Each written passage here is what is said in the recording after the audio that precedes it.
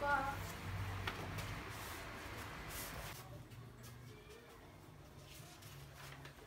So, hindi ka pala nakapagtapos ng high school? Opo dahil sa hirap ng buhay. Sorry kasi hindi kami tumatanggap ng hindi nakapagtapos ng pag-aaral. Awa po kayo sa akin, kailangan na kailangan ko po kasi ng trabaho eh. Kahit anong trabaho lang po, papatusin ko na. Naiintindihan ko naman na mahirap ang buhay ngayon. Mabibigyan kita ng trabaho kaso bilang isang katulong sa malayong lugar. Matatanggap mo ba? Ay, opo, kahit ano lang po, basta po matanggap po ako.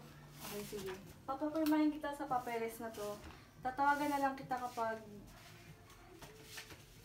natanggap ka. Opo, ma'am. Okay, sige. Salamat din. Maraming salamat po, ma'am. Maraming salamat po. Hello po? Hello, Miss Jenny. Opo, ako nga. Yes po, I'm Ronalyn po from Job Agency Company. Gusto ko lang po sabihin na natanggap po kayo sa inalok kong trabaho sa'yo. Talaga po ba? Pwede ka na po mag-start bukas or sa next week po. Sige po, sige po. Thank you po talaga, thank you. Pare, tagay. Pustahan tayo, manalo yung pula na yan. Sa puti tayo, pare. Eh, malakas tignan yung pula eh. Yung malakas yung puti. Ay! Sabi daw po ng agency pinag-applyan ko, tanggap daw po ako sa trabaho. Oo, talaga anak. Opo, kaso sa ibang lugar daw po kasi ako magtatrabaho. Okay lang yan anak, kaya ko yung sarili ko. Oh, anak, naiwan mo. Salamat, Tay. Paalam anak ha, mag-ingat ka. Sige po. Paalam.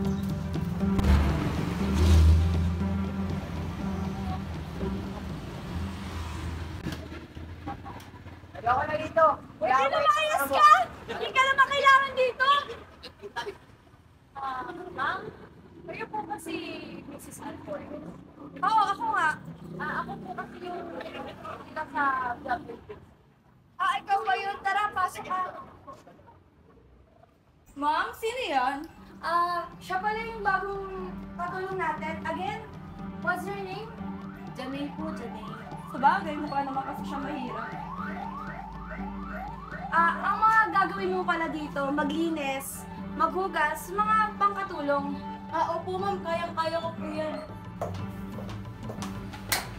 Oh my God! Tignan mo yung ginawa mo sa damit ko! Ma'am, kung hindi po kasi kayo nagsiselfon habang naglalakad, di niyo po ako natatamaan. Sumasagot ka pa. Sumasagot ka Ma'am, tama na, ma'am! Ano ba yan? Mami, siya po! Tama na yan. Don't waste your time in a poor person. Kaya kitang bilan ng damit.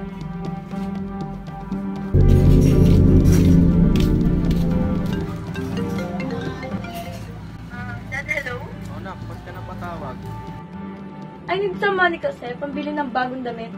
Sinira kasi nakatulong natin yung damit na binili ko. Nak, mahirapan yata magpadala ng pera kasi sa susunod na sweldo ko.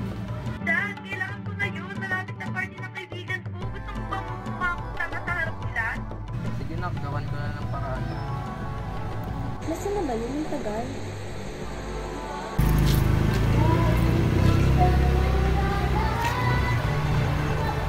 Hello. Tapos mo na yung pinapagawa ko sa'yo.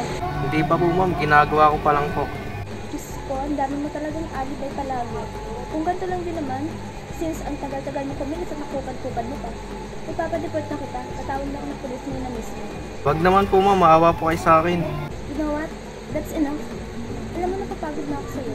Alam mo namang ayoko yung pinaghihintay ako, di ba? It's such a waste of time. Tsaka na nga, bahala ka sa buhay mo. Hello ma'am? Ma'am? Hello ma'am? Oh, sweldo mo.